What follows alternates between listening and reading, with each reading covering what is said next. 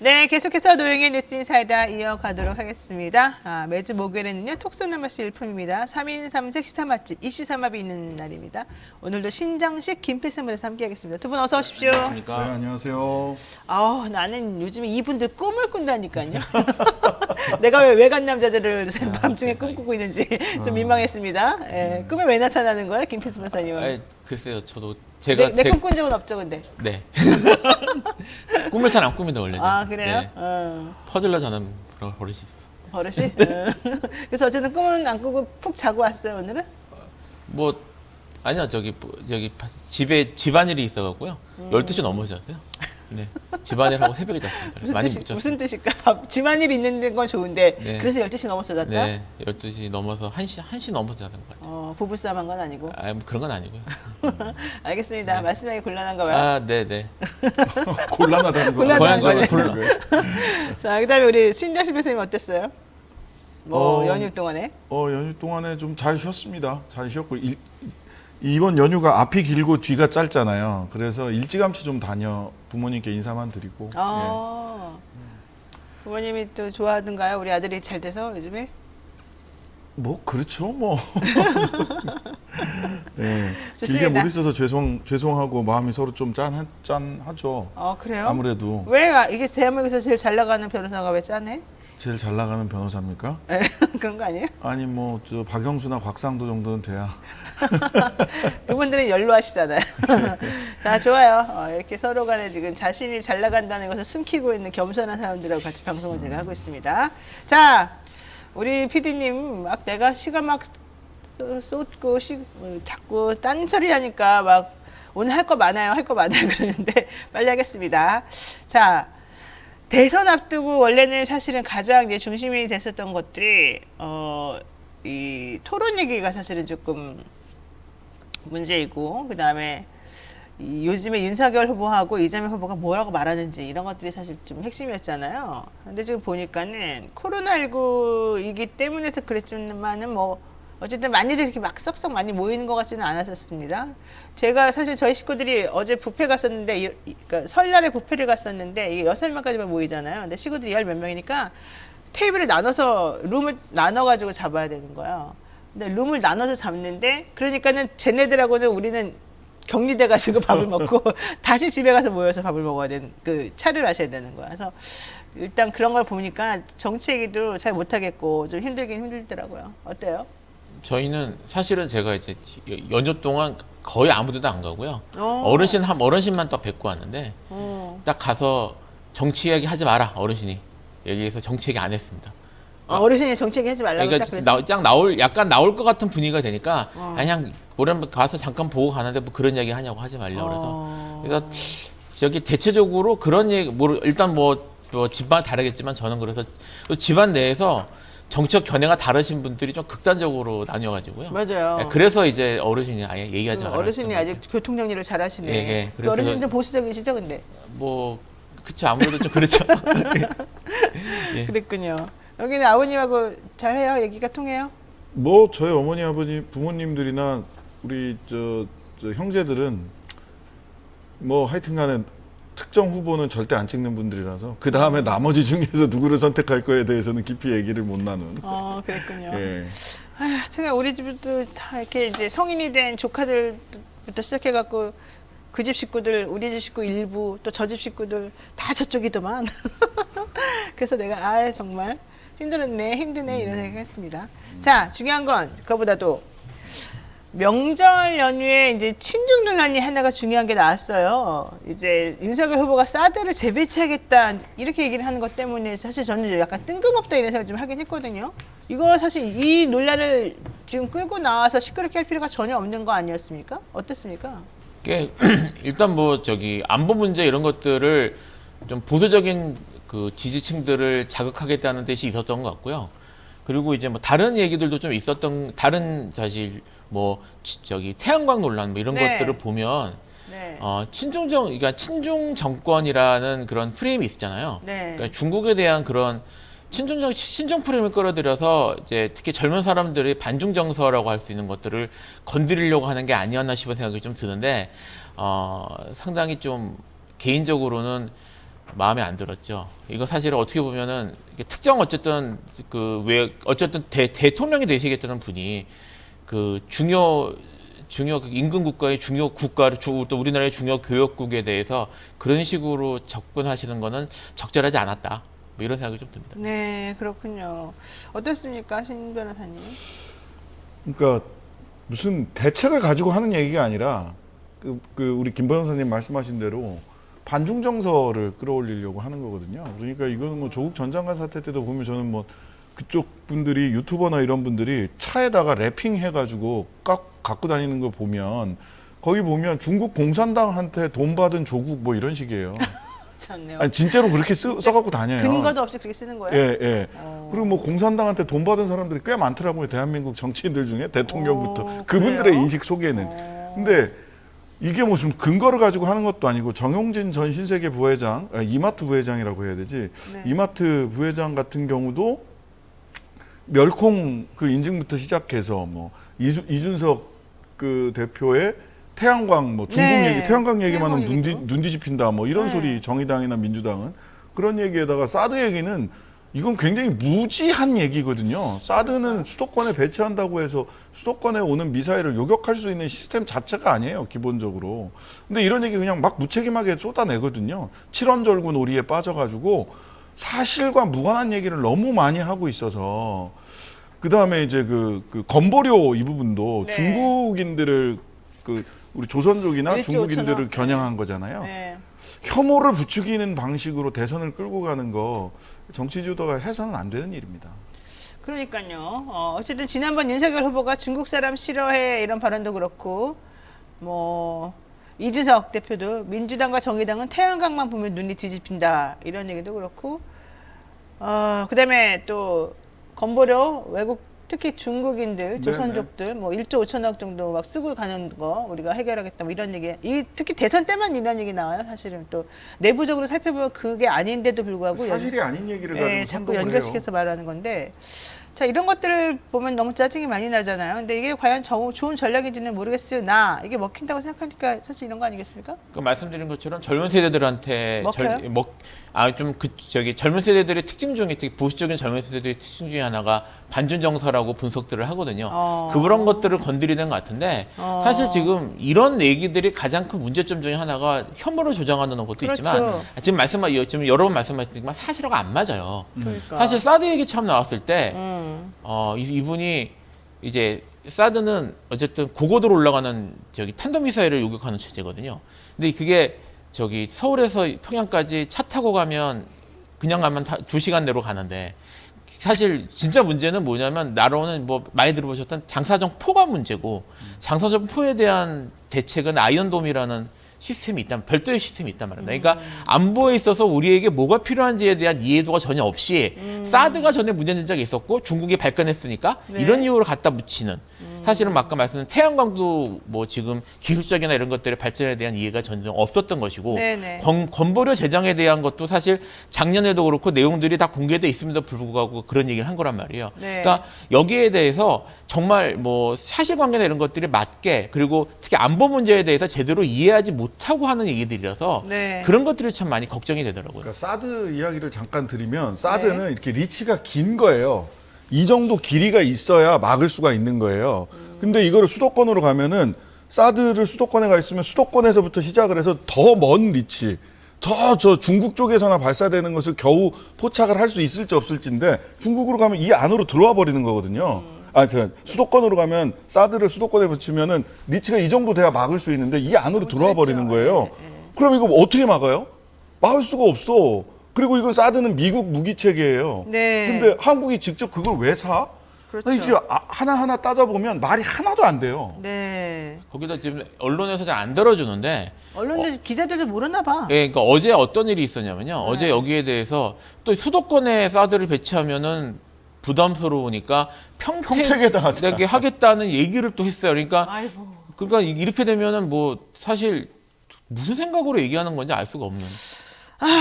자, 김영민님, 사드 직구는 쿠팡을 추천합니다. 이런 얘기를 하셨고요. 아마존으로 하셔야 되겠네. 네, 자, 써미님, 전쟁 나면 우리 젊은이들 다 죽을 텐데 왜 이렇게 무식하게 하나요? 근데 왜 20대는 이분을 지지하나요? 이런 얘기도 하셨고요. 자, 국민의힘당 진짜 이상 악랄합니다. 그런 걸 이용하고 있습니까? 뭐 이런 얘기도 하셨고요. 아, 많은 분들이 사드를 하려면 검찰청이나 아크로비스트 앞에다 해라 이런 얘기를 하네요. 윤석열 후보 집 앞에 배치하는 건 찬성하겠다라고 하시는데, 아이고 참 그 동네 사는 분들은 무슨 죄예요? 우리도 걱정입니다. 자, 중요한 건 이제 이게 그렇게 감정적 발언을 해가지고 얻는 게 있고 잃는 게 있을 거 아니겠습니까? 저는 이렇게 해가지고 자꾸 중국을 자극하는 게 우리한테 무슨 도움이 되는지 하나도 모르겠어요. 아무런 도움이 안 되죠. 예, 오히려 실일만 되죠. 왜냐면 우리는 중국하고 교역해서 얻는 게 훨씬 많은 나라인데 이런 걸 지금 해가지고 자기 편향 얻겠다고 해서 지금 소탐대실하고 국익과 이런 사익을 지금 구분을 못하는 거 아닌가. 아, 정말 걱정됩니다. 좋습니다. 자, 뭐 여기까지 또 하는 걸로 하는데요. 이제 또 두 번째 이슈 한번 보겠습니다. 토론 얘기를 한번 안 할 수가 없습니다. 명절 연휴 내내 토론을 뭐 30날 하네, 31일 하네, 양자 토론 하네, 방식을 어떻게 하네. 너무너무 시끄러웠잖아요. 나는 근데 시끄러운 순간 아, 이 사람들이 안 하겠구나. 뭐 당연히 얘기를 생각했어요. 왜냐하면 윤석열 후보가 옛날부터 좀 태도가 그렇긴 했었고 맨날 나한테 덮어씌우기를 좀 하는 좀 습성이 있다 생각이 들었는데 결국은 또 이렇게 됐어요. 자, 윤석열 후보 토론 무산의 책임은 이재명 후보에게 돌리는 거 한번 보겠습니다. 저는 뭐 작년부터 토론을 하자 그러길래 이거는 이제 허세라고 봤고요. 자료를 들고 오지 마라. 아니 제가 본인이 결제한 서류 이런 거 다 가지고 가야 되지 않겠습니까? 네, 이거 어떻게 들으셨습니까? 윤석열 후보는 지금 토론 무산의 책임은 이재명 후보에게 있고 자료 가지고 오지 말라고 하는 것 자체가 본인이 그 결제한 서류 같은 거를 내가 들고 뭐라고 할까봐 이걸 못 들고 오게 한 거다 이렇게 얘기하고 있습니다. 이건 신 변호사님 먼저 할까요? 아니, 뭐 그냥 이 토론 원래 하고 싶어 하지 않았잖아요. 네. 네, 가짜나서 뭐 네. 거짓말하는 후보, 말 바꾸는 네. 후보랑 왜 토론하냐, 검증도 제대로 안 된다. 그러니까 저는 이분이 말하는 걸 보면 이렇게 계속 말을 바꾸는데 거짓말을 하고 또 제대로 해명하지 않고 이러는데 앞에 말하고 뒤에 말의 일관성에 대해서 왜 검증들 제대로 하지 않는지 언론에서 오히려 저는 그게 이상하다. 이런 생각이 들어요. 이 얘기 뭐예요? 본인이 결제한 서류 다 가지고 가야 되지 않겠습니까? 취조하겠다는 거죠. 만약 그러니까 토론을 하게 되면 검사가 전부터 그 황상무 씨인가 그 토론 기획단장 하고 있는 이 양반도 검사가 피의자 조사하듯이 하겠다. 범죄자 조사하듯이 피의자도 아니야. 범죄자 조사하듯이 하겠다. 그러니까. 이런 식이잖아요. 네. 그러니까 뭐 자기한테 유리한 구도가 아니면 안 하는 거죠, 그냥. 예. 원래 처음에 사실은 자료 없이 하자고 한 게 원래 윤석열 후보 측 아니었어요? 이게 그러니까 공문에 공개가 됐어요. 공문에 어떻게 되어 있냐면 문서, 사진, 미디어 등 자료 사용 불가라고 딱 해서 본인이 보내서 먼저 해갖고 온 거예요. 해가지고 그럼 그렇게 합시다라고 했는데 갑자기 자료를 사용하겠다고 해서 지금 그것 때문에 부딪힌 건데 이것 때문에 이제 막 문제가 되니까 국민의힘에서 뭐라고 얘기했냐면 자료 사용 불가지. 자료 지참 불가는 아니었다라고 얘기를 했다는 지참을 거예요. 해서 사용하려고 지참하는 거 아니에요? 네, 그러니까 그래서 도대체 이게 무슨 말인가? 근데 사실 이것도 그러니까 이런 모습들이 사실 좀 언론에 좀 제대로 나와줘야 되는데 사실 지금 얘기한 거 보면은 지금 저한테 물어보 이재명 후보의 허세 때문이다. 뭐 이재명 후보가 거부했다는 식의 프레임을 저쪽에서 좀 강하게 밀어붙이고 있고 그래서 좀 이게 적절한가 싶은 생각이 듭니다. 이 본인이 결제한 서류 다 가지고 가야 되지 않겠습니까? 이 얘기는 변호사님들은 다 아시겠지만 제시하기 위한 거잖아요. 뭐라고 얘기하면 자 제시하겠습니다. 이거 어떻게 된 겁니까? 라고 이제 말하자면 증인신문할 때 똑같이 이렇게 하잖아요. 증인신문할 때. 자 이거 증인이가 이 서류 아시죠? 자 이 서류는 언제 이렇게 여기 뭐라고 써 있는데 자 여기 밑에 보니까 서명이 있네. 이 서명이 이 뭐라고 써 있어요? 이재명이라고 써 있네요. 본인이 한번 직접 읽어보실래요? 뭐라고 써 있죠? 뭐 뻔히 하는 얘기거든요. 하는 방법이거든요. 아니 그 문서 제시하는 것도 놓자고 하지 않을까 법정에서. 참나. 나 근데 언론이 더 특이한 것 같아. 이게 우리가 일련의 흐름을 살펴보면은 다 저쪽에서 이쪽으로 합시다. 오케이. 합시다. 오케이. 합시다. 오케이였잖아요. 근데 너무 막판에 정말 다 말을 또 뒤집어 버리면서 다른 얘기를 하니까 도대체 왜 그러냐 이렇게 되면 토론 자체가 안 되는 거 아니냐라고 한마디를 해. 그러면 제가 또 딴짓 놓네요. 우리 토론 못합니다. 이렇게 토론 못하게 된 건 제 때문입니다라고 해요. 그러면 언론들은 앞에 거는 다 빼먹고 뒤에 거만 쓰는 거예요. 제 때문에 토론 못하게 됐다. 토론 무산의 책임은 제다. 말을 제가 바꿨다. 근데 언론들은 왜 맨날 그렇게만 쓰는 거예요? 이재명 후보 그렇게 싫은가? 싫죠. 왜 싫을까? 좀 이해는 안 되긴 해요. 그리고 특히 이준석 대표가 그 후 지금 이제 이준석 대표가 지금 요즘 하고 좀 중요한 일 중에 하나가 그 이제 댓글 달기군요. 이재명 후보. 이재명 후보 이재명 후보가 페이스북 가가지고 댓글 다는 건데 댓글 달면서도 계속 그런 식으로 공격을 해요. 왜 재료 없이 어쩌고 하는 공격을 계속 하는데 또 그렇게 공격하면 또 그거를 받아가지고 또 보도도 해주고 또 해주거든요. 아니 왜 당 대표가 거기 가서 그래 좀 최신을 지키지. 아유, 그래서 정말. 좀 지금 어쨌든 전반적으로 이런 그 프로세스에 대해서는 제대로 보도가 안 되는 느낌이 좀 있습니다. 근데 그렇다고 치더라도 그러면 민주당이 너무 무능한 거 아니에요? 그렇게 언론이 그런 식으로 하는 걸 뻔히 알고 그러면 이준석 같은 사람 하나 내세워서 계속 가서 깐죽깐죽 뭔가 한번 해보지 그래요. 왜 그런 건 안 해요? 그거는 사실 이준석 대표가 하는 방식이 적절한 방식인지에 대한 의문이 하나 있고요. 네. 그리고 아니어도 어쨌든. 예, 그리고 이제 물론 이거는 민주당 쪽 입장이긴 합니다만 민주당 사람들 좀 만나보면 언론 지형은 기울어져 있으니까라는 걸 아예 상수로 놓고 생각을 하더라고요. 아마 그래서 그런 것도 아닌가 싶은 생각. 등판시킨 분이 이제 우상호 총괄 선대본부장일 겁니다. 그래서 바뀌었잖아요. 이제 박강원에서. 네, 그래서 그러니까 이게 스피커가 후보 혼자밖에 없었던 거예요. 이재명 캠프 쪽에는. 근데 저쪽은 후보와 이준석. 그다음에 사실은 원희룡도 등판을 자꾸 하려고 본인이 나서고 싶거든. 다음 대선을 위해서. 근데 원희룡이 잘 등판이 안 되고 이준석 정도가 등판이 되고 있는데 그러다 보니까 이제 우상호 총괄 선대본부장의 그 말이 조금 더 잦아지고 일일이 그 언론에 대응하는 빈도수가 높아질 거다. 2대1로 스피커가 2개였는데 지금 현재도 2개 내지 3개인데 저쪽이. 근데 이제 이쪽은 후보 1명밖에 없었으니까. 예. 내가 보기에는 원희룡 전 후보는 전 지사는 사실은 말을 조금 섞어가지고 뭔가 좀 자기도 해보려고 하다가 그런 거죠. 도대체가 이게 말이 안 나오는 거야. 이 정황을 살펴봤을 때 그렇게까지는 억지로 못 부리니까 이게 말을 하다가 말하는 거 아닌가 이런 생각이 좀 들었어요. 근데 어쨌든 우상호 의원이 그러면 이준석급으로 잘할 수 있을까요? 그렇게?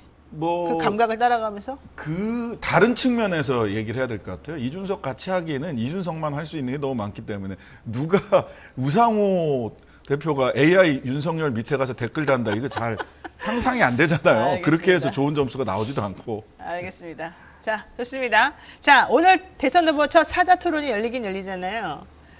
아십니까? KBS 네, 열린다는데. 네, 예, 열리는 건 8시부터 10시까지. 자, 어쨌든 허경영 후보는 가처분 신청 낸 거 다 떨어지고 안철수, 심상정, 이재명, 윤석열 이 네 분의 토론이 이어지게 됐습니다. 자, 이슈 3알비 꼽는 관전 포인트 한번 알려주실까요? 뭐 사실 어떤 식으로 토론이 될지는 대충 예측은 됩니다. 그러니까 이제 이재명 후보는 자기의 장점이라고 생각하는 그런 어떤 정책이나 이런 것들에 초점을 맞추려고 할 거고 반면에 이제 윤석열 후보 쪽에서는 이재명 후보의 대장동이나 뭐 이런 것들을 주로 공격하는 쪽으로 했고 말씀하셨던 것처럼 진짜 뭐 들고 나가서 쓴 거 맞죠? 뭐 이런 거 할지는 모르겠는데 네. 그 둘이 어떻게 부딪히는지가 결정적인 게 될 것 같아요. 지금 보는. 기본적으로 선거 전술을 네. 이 보통 선거에서 3가지 큰 변수가 있다고 하는데 네. 핵심 요소가 하나는 구도고 그다음에 하나는 이슈고 하나는 후보 자질 네. 이 3가지인데 정권 교체론이 압도적인 지금 여전히 50%가 넘는단 말이죠. 여전히? 따라서 여전히 50%가 넘고 있기 때문에 윤석열 후보는 딱 2가지 정권 교체를 하고 그다음에 대장동 네. 이 2가지로 검사와 피의자의 관계를 재현시키고 싶어 할 거고요. 정권 교체론에 계속 펌프질을 하는데 여기에는 이제 부동산, 특히 수도권의 부동산 중심으로 이야기를 할 가능성, 그다음에 중국에 대해서 계속해서 이렇게 얘기를 하는 건 오늘도 그 분위기, 사실관계와 관계없이 그런 분위기를 만들어갈 거라는 생각이 들고 이재명 후보는 자질론, 경제 대통령 누구냐, 대통령 감이 누구냐라고 네. 하는 부분으로 집중을 할 것으로 보입니다. 안철수 후보는 그 가족 리스크가 없다. 그다음에 과학기술 대통령이라고 하는 부분들을 얘기하면서 더 좋은 정권 교체라고 하는 이야기를 할 것으로 보이고요. 심상정 네. 후보가 어떤 태도를 취할지는 조금 더 지켜봐야 될 것 같아요. 예. 저는 윤석열 후보가 과연 안철수 후보하고 같이 이렇게 조명되거나 하는 것 자체를 지금 약간 꺼릴 것 같긴 한데 많이 꺼리죠. 안철수 후보는 그래도 어쨌든 윤석열 후보를 공격해야 될 수밖에 없어서 그 둘 간에 싸우게 되면은 난 누가 어버버 할지 그게 좀 걱정이에요. 솔직히 두 분 다 조금 그 토론과 관련해 가지고 이미지가 좀 겹치는 부분들이 있어서 사실은 저는 이재명과 뭐 윤석열, 이재명과 안철수도 궁금하지만 윤석열과 안철수의 저는 그림이 더 재밌을 것 같아요. 그렇지 않아요? 재밌죠. 그러니까 이제 그 각각의 주장하는 것과 달리 주장하는 건 주장하는 거고 정책적인 거 부분과 그는 정책대로 그냥 둔다고 하더라도 네. 토론을 할 때 네. 몇 대 몇으로 배분할 거냐. 상대 후보에 대한 공격을 그렇죠. 꼭 자유토론 때도 2명 이상의 후보에게 7분밖에 안 돼서 짧긴 하지만 그 질문을 하게 돼 있어요. 근데 각을 안 세울 거면 그냥 걸어치기를 합니다. 말을 그렇죠. 하자면 네. 안철수 후보에게 질문을 하면서 심상정 후보가 안철수를 공격하기보다는 윤석열 또는 이재명을 공격을 하게 되는 거죠. 네. 안철수도 마찬가지일 거고. 그러면 걸어치기를 어떻게 하는가를 보면 이 안철수나 심상정 제3, 4 후보들이 네. 1, 2 후보들에 대해서 어떤 관점과 태도로 접근하느냐. 그래서 향후에 소위 단일화 국면이라고 하는 것이 한 번은 오게 돼 있는데 네. 이때 어떤 태도를 보일 것이냐를 유추해 볼 수 있는, 직접적으로 드러나지 않더라도 후보들 간의 관계 설정을 어떻게 하고 있느냐도 그렇죠. 관전 포인트가 됩니다. 좋아요. 한번 어떻게 될지 보겠습니다. 자, 여러분 지금 노영의 뉴스인 세다 함께하고 계시고요. 이번 두 번째 이슈 보겠습니다.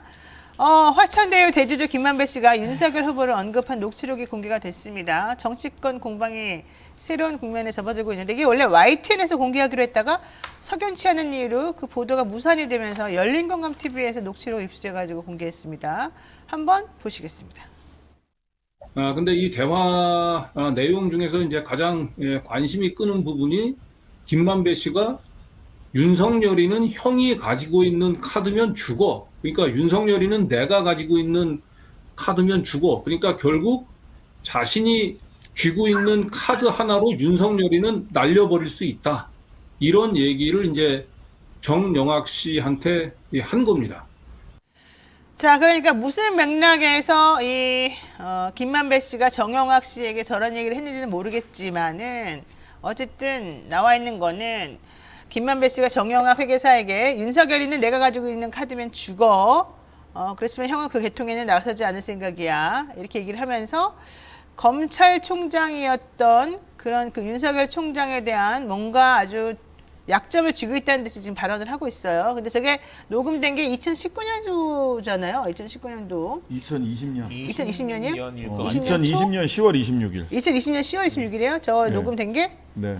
그러면은 그 타이밍 언제 타이밍이었어요? 그 검찰총장으로서 매우 힘든 시기였나요? 검찰총장 오늘 아침 4시 30분에 네. 한국일보에서 이 네. 녹취록과 관련된 기사가 나왔어요. 네, 또. 뭐라고 나왔어요? 예. 10월 26일이고 이 네. 당시는 국감을 앞두고 있었던 국감 4일 전이었고요. 그리고 그때 이제 국감에 나가서 검찰총장은 법무부 장관의 부하가 아닙니다. 뭐 이런 얘기해서 추미애 장관과 갈등이 최고조에 올라가 있었던 시점이죠. 예. 그러니까는 원래 윤석열 후보가 사실은 검찰총장 될 때까지만 하더라도 사람들의 되게 지지를 많이 받고 그랬죠. 엄청나게 떴었는데 딱 그러다가 이제 되고 난 다음에 조국 수사를 너무너무 심하게 해가지고 사람들이 전부 다 이상하다고 생각하면서 조금 이제 양분되다가 네. 2020년도에 이제 국감 열리면서 당신 왜 그렇게 열심히 했습니까? 혹은 내지는 왜 그랬습니까? 뭐 이런저런 얘기 나오는 그런 이제 좀 또 내지는 당신 그 전에 이런저런 비리가 있지 않았습니까? 이런 얘기 하기 바로 직전이었다는 거잖아요. 예, 그러면서 그런 얘기 이미 막 나와 있었을 나왔고, 때고 추 장관이랑 강하게 부딪히고 있을 부딪힐 때였어요. 때? 예, 네. 그러니까 저는 법무부 장관의 부하가 아닙니다. 그 얘기하기 직전 시점으로 보여요. 자, 근데 어감. 그 시점에 왜 지금 이 두 분은 뭔가를 수많이 알고 있는 내용을 알고 있는 이 정영학과 김만배, 특히 김만배 씨는 윤석열 후보하고 엄청나게 옛날부터 많이 알고 있었던 것으로 추정이 되고 있는데 형이 가지고 있는 카드면 윤석열은 죽어 이렇게 이런 말을 했을까? 이게 왜 궁금하지 않습니까? 어떤 카드일까요, 도대체? 글쎄, 이것만 갖고는 사실 예측하기는 어렵긴 한데요. 네, 이게 뭐 블러핑일 수도 있고요, 사실은. 블러핑일 가능성도 배제할 수는 없는데 네. 만약에 있다면은 지금 뭐 김만배의 특성이나 이런 걸 봤을 때 대정동이나 이런 거에 관련해서 뭐 윤석열 후보가 뭐 깊숙이 관련돼 있다라는 의미로밖에 해석할 수는 없을 것 같아요. 근데 이제 지금 저도 사실 이제 말씀하신 것처럼 2020년 경이라고 생각했거든요. 왜냐하면 이게 지금 윤석열 후보에 대한 국정감사가 이슈가 된 게 2020년과 2021년인데 2021년은 아니니까 2020년 경이라고 생각했는데 그때는 사실 대장동이 지금처럼 이렇게 막 이슈가 될 때가 아니었었기 때문에 대정동과 직접 관련된 것인지 여부에 대해서도 좀 생각을 해봐야 될 거는 같습니다. 근데 저는 이걸 딱 보니까 이거가 아까 그 화면 좀 다시 좀 틀어봐 주세요. 뭐가 저는 중요하다고 이렇게 봐야 되냐면요. 거기 보면 정영학이가 이렇게 말해요. 형 정신이 없으시지 않으셨나요? 윤석열 특검부터 해갖고 특검이 아니라 그 국감 이렇게 말해요. 그러니까 일단 국감부터 시키자는 거예요. 윤석열에 대해서. 그러면 국감에서 거짓말 하나 참말 하나 이걸 좀 들어보자라는 뉘앙스가 사실은 좀 전제로 깔려있죠. 그 밑에 김만배 씨가 윤석열에는 형이 가지고 있는 카드면 죽어라고 해서 네모칸에 좀 들어있어요.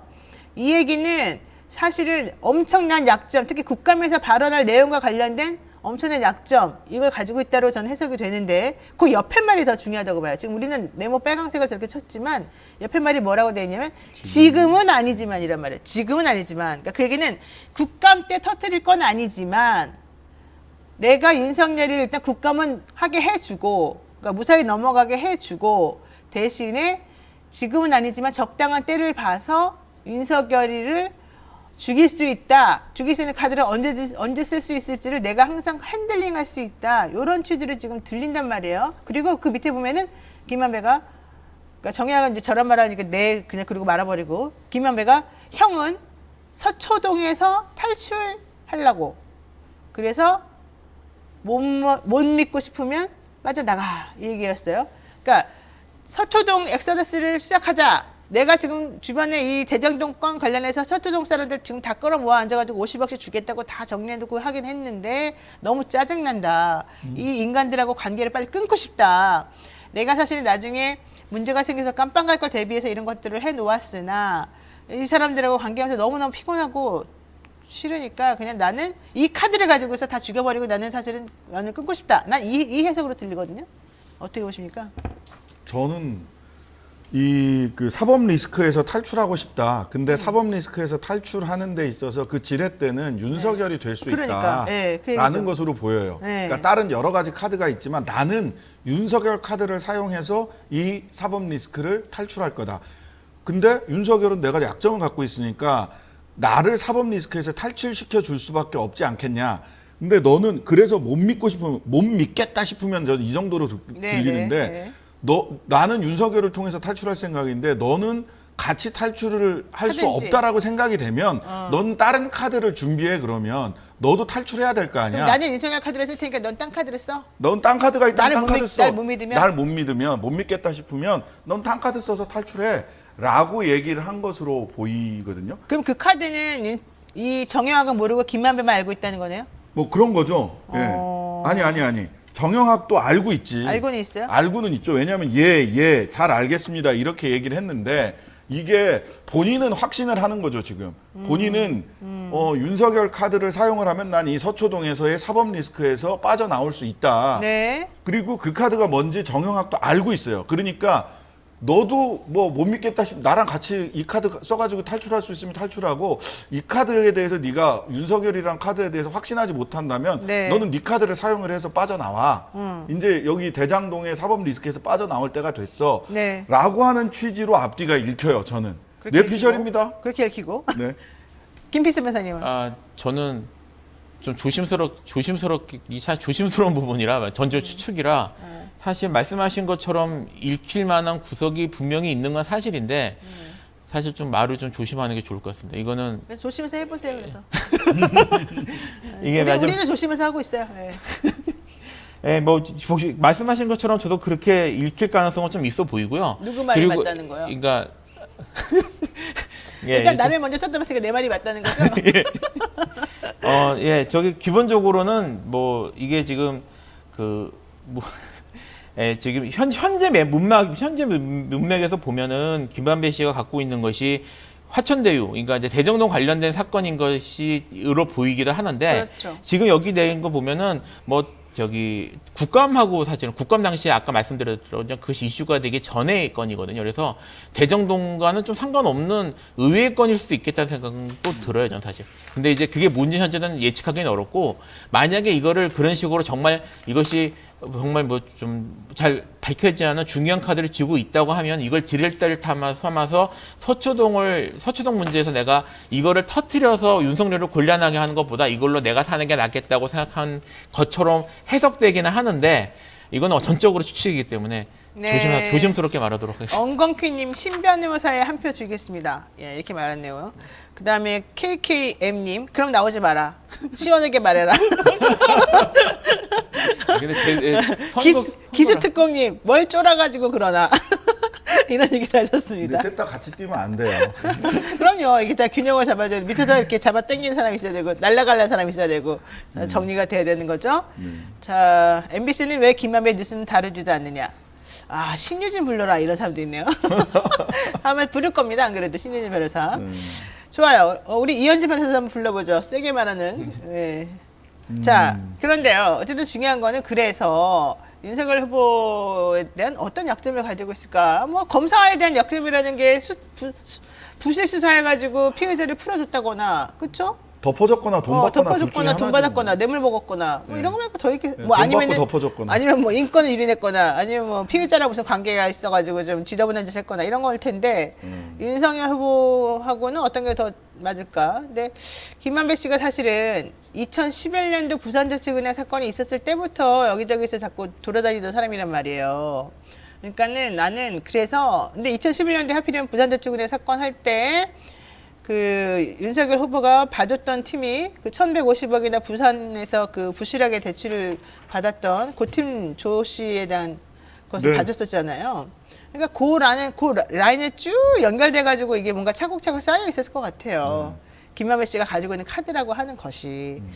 그래서 그렇게 유출을 해보게 되면 좀 얼추 뭐가 그림이 나오지 않나. 아니 근데 이거죠. 실은 확신할 수는 없는데 말하자면 김만배, 정영학 그다음에 김만배, 정영학, 윤석열 이 같이 등장하는 사건들을 찾아가 봐야 되잖아요. 그렇죠. 근데 이제 아직 안 드러난 사건들이 더 있을 수는 있어요. 그래서 다른 개연성은 있지만 일단 드러나 있는 거는 2011년 부산저축은행 그 부실 내지는 부정대출 사건 때 다 등장을 한단 말이에요. 다 등장을 하는 사람들이죠. 특히 김만배와 윤석열 이 두 사람은 굉장히 핵심 인물로 등장을 한단 말이죠. 그렇죠. 뭐 다들 알고 계시겠지만 네. 박연호 부산저축은행 회장의 매제라고 하는 조모 씨가 네. 대출 브로커로 활동을 하면서 부산저축은행에서만 1,150억 거기에 그 자회사까지 포함을 하면 1,800억 정도를 부정 내지는 네, 부실 맞아요. 대출을 했고 네. 이때 조모 씨가 알선수재와 배임 혐의로 수사를 받고 참고인 그 피의자까지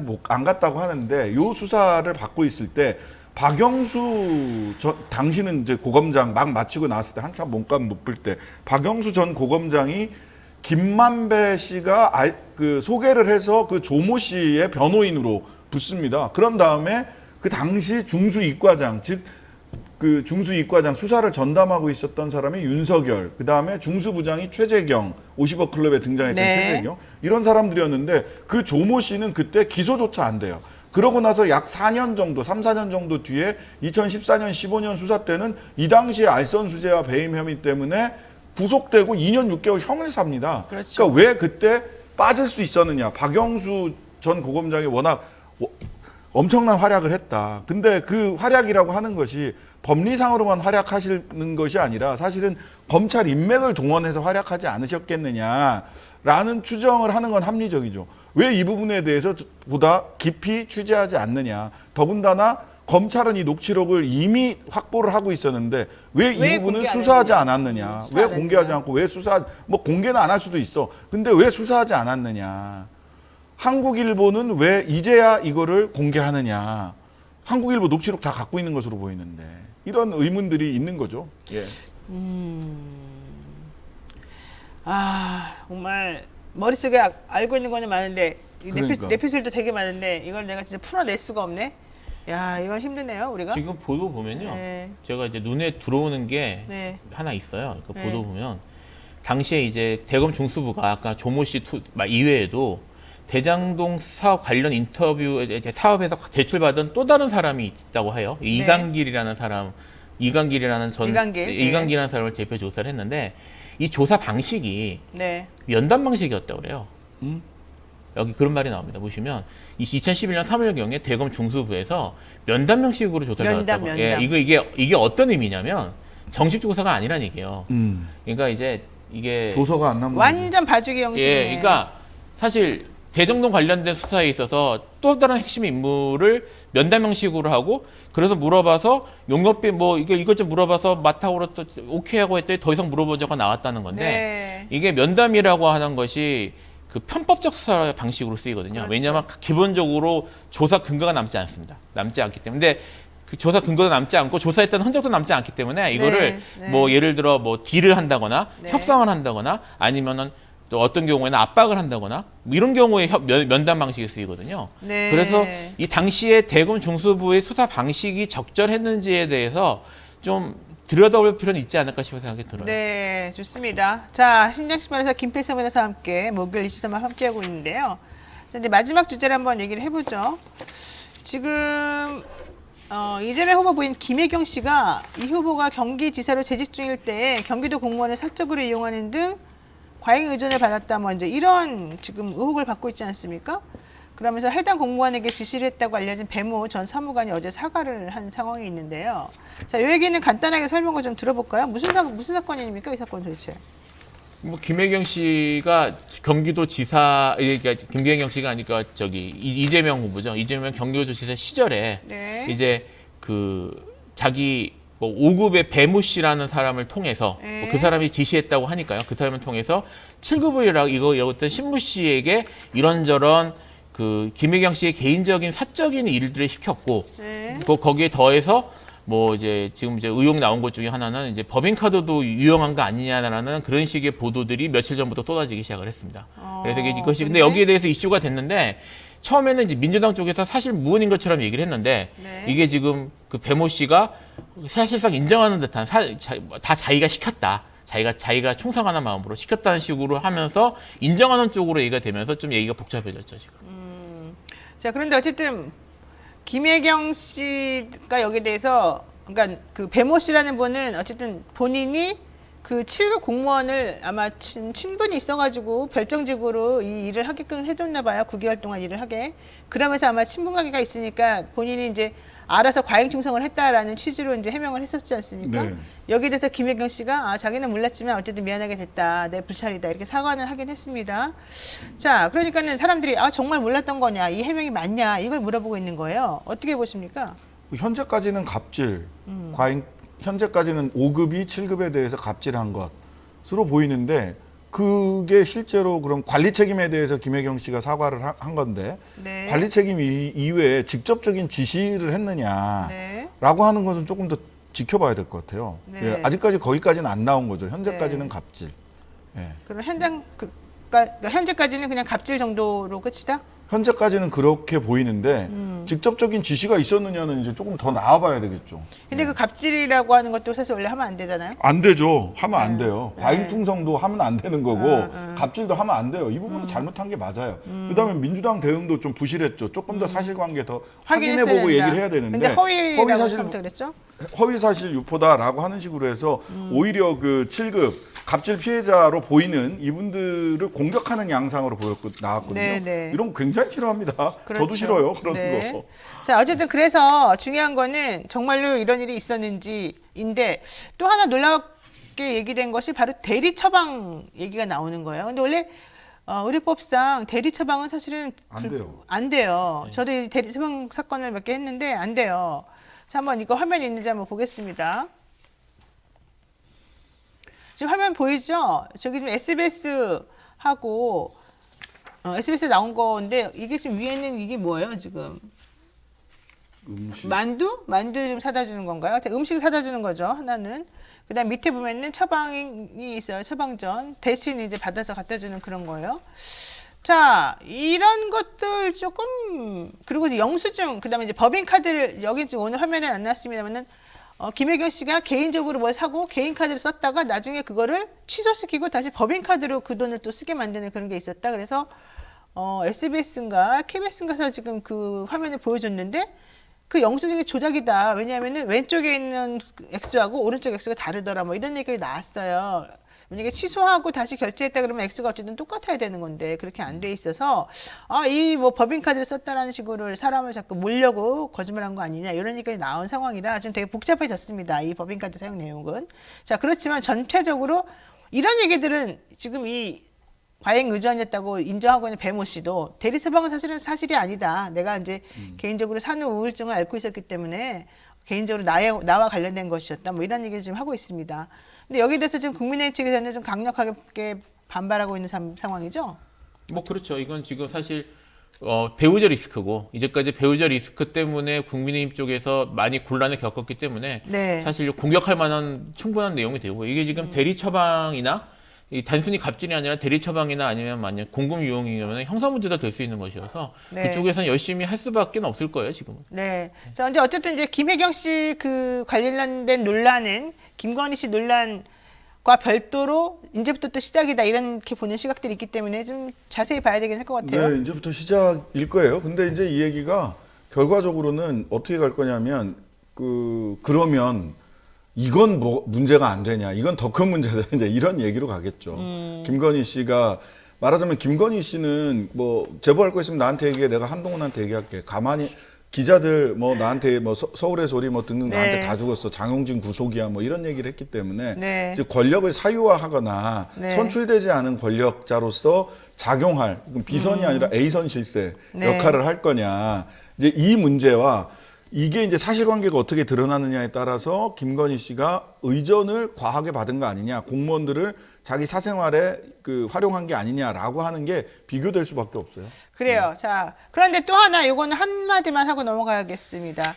최민희 전 의원이 김건희 씨의 건진법사 신당 의혹을 제기를 했는데 여기서 말하는 건자인가요? 그게 뭐 그 건진법사의 건하고 뭐 같다 뭐 어쩌다 이제 이런 얘기를 하면서 지금 얘기가 됐어요. 근데 제가 최민희 씨한테 이제 물어봤어요. 정말로 신딸이라고 하는 거를 최민희 의원이 말하고 있느냐 그랬더니 그게 아니라 그런 식으로 열린 공감에서 말하는 게 있더라고, 본인이 전달했다 뭐 이런 식으로 말씀을 하시긴 하더라고요. 그러니까 김건희 씨 팬카페가 지금 최민희 전 의원을 그 신딸 발언을 명예훼손으로 고발한다고 하니까 아, 나 이거 유튜브에서 들었다고 내가 말을 한 건데 이걸 갖고 어떻게 나를 고발하냐 뭐 이런 얘기도 좀 하고 있어요. 자, 시간이 좀 없으니까 짧게 한 30초씩만 좀 총평을 해주시죠. 뭐 많은 사람들의 의구심을 가지고 있죠. 이준석 대표는 이건희의 건자도 같다며 이런 식으로 따지면 이재명의 명자도 이명박의 명이랑 같은 것 아니냐고 같은 하는데 네. 이 얘기는 이제 전형적으로 치고 빠지는 방식이죠. 김건희 씨는 이름을 굳이 바꿨고 이재명은 처음부터 이재명이었어요. 아, 그렇죠. 명신에서 명신에서 김건희로 건희로 바꿨으니까. 굳이 바꿨죠. 굳이. 그렇군요. 그렇게 예. 생각할 수도 있겠군요. 네. 근데 굳이 바꿨고 다음에 건진이라는 이름도 사실은 분명히 아니 아니죠. 자기가 붙인 거니까 네, 네. 그것도 아마 자기 그거와 관계는 있어서 근데 이걸 가지고 사실 최민희 의원도 이게 뭐 확실하게 얘기하는 게 아니라 네. 어디서 그런다더라 하는 걸 옮긴 것이라서 네. 뭐 이것이 크게 중요한 이슈를 현재로서 다루기는 좀 그럴 것 같습니다. 이거 고발하면은 이슈가 더 커질 텐데. 좋습니다. 자, 어쨌든 이번 달 초에 늦어도 중순에는 원래 김건희 씨가 공개 행보 시작할 거다. 설 지나면 그랬는데 또 갑자기 이양수 수석 대변인이 어제 아니다. 당분간 공개 행보 안 할 거다 이렇게 말했습니다. 아마 서로 계속해서 저울질하다가 당분간은 좀 잠정 보류 이렇게 좀 결론이 난 게 아닌가. 김건희 씨는 나오고 싶어 죽겠을 거고 다른 사람들이 말리고 있는 형국으로 보입니다. 알겠습니다. 자, 노영의 뉴스 인사이다. 오늘 신장식 변호사 그리고 김필성 변호사와 함께하는 이슈 3회 여기까지 하겠습니다. 오늘 말씀 두 분 고맙습니다. 감사합니다. 네, 오늘 여러분 또 연휴 끝나고 첫 방송이었는데 어땠습니까? 자, 오늘 시청자 의견 많이 소개해드렸는데요. 다 내용이 비슷비슷해요. 왜냐하면 생각들이 비슷비슷하기 때문이겠죠. 자, 저희는요 내일 전반기에 방통위 부위위원장을 역임하셨던 김현 방통위 상임위원과 함께 대선에서의 미디어 역할 정확히 무엇인지 한번 얘기해보겠습니다. 내일 아침 7시 30분에 다시 찾아볼 테니까요. 특히 기울어진 언론 지형, 유튜브하고 일반 그 레거시 미디어하고 이런 방송에서 이 대선과 관련된 주제를 다루는 방식 이런 것들을 한번 내일 좀 얘기를 한번 심도 깊게 해보겠습니다. 오늘 여러분 고맙습니다.